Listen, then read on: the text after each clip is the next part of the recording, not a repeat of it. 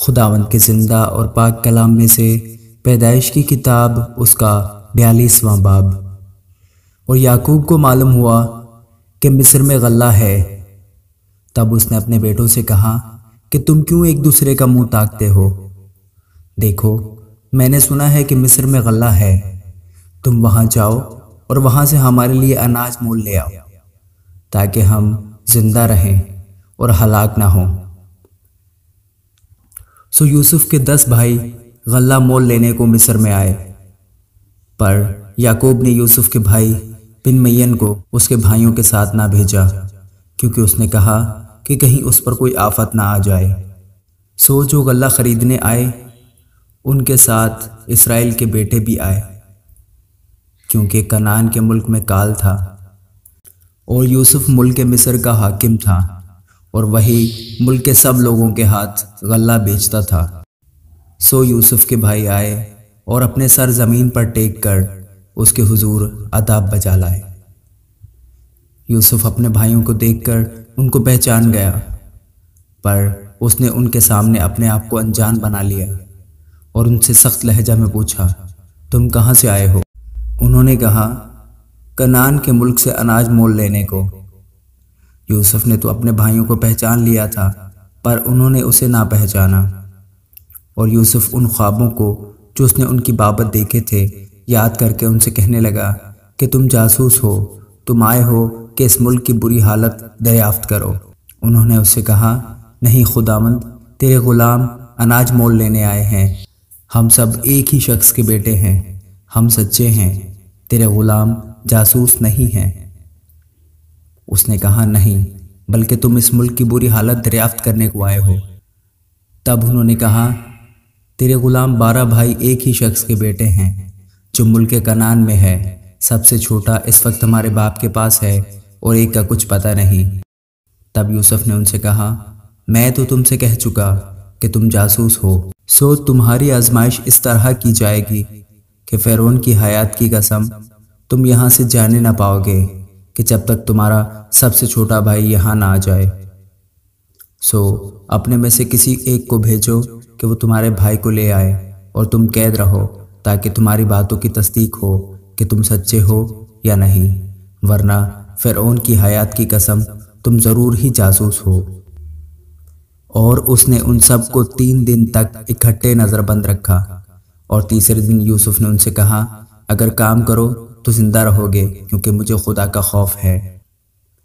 اگر تم سچے ہو تو اپنے بھائیوں میں سے ایک کو قید خانہ میں بند رہنے دو، اور تم اپنے گھر والوں کے کھانے کے لیے اناج لے جاؤ، اور اپنے سب سے چھوٹے بھائی کو میرے پاس لے آؤ، یوں تمہاری باتوں کی تصدیق ہو جائے گی اور تم ہلاک نہ ہوگے۔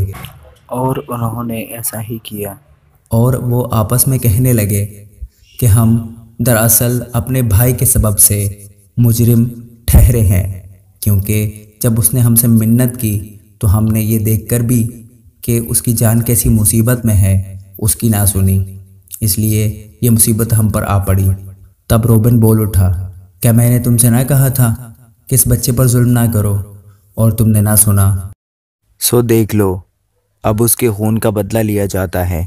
اور ان کو معلوم نہ تھا کہ یوسف ان کی باتیں سمجھتا ہے، اس لیے کہ ان کے درمیان ایک ترجمان تھا۔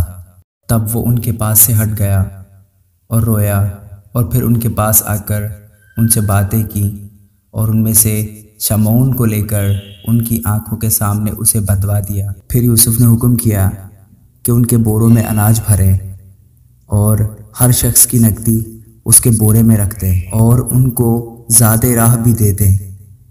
چنانچہ ان کے لیے ایسا ہی کیا گیا، اور انہوں نے اپنے گدھوں پر غلہ لاد لیا اور وہاں سے روانہ ہوئے۔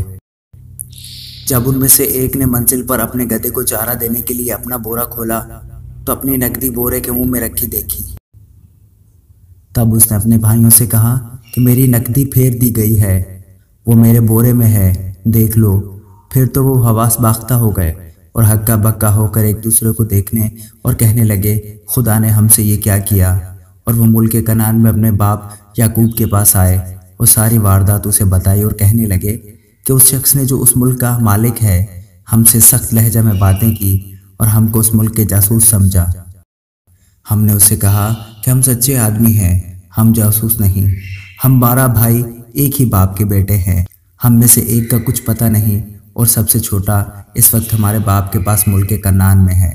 تب اس شخص نے جو ملک کا مالک ہے ہم سے کہا، میں اسی سے جان لوں گا کہ تم سچے ہو کہ اپنے بھائی میں سے کسی کو میرے پاس چھوڑ دو اور اپنے گھر والوں کے کھانے کے لیے اناج لے کر چلے جاؤ اور اپنے سب سے چھوٹے بھائی کو میرے پاس لے آؤ۔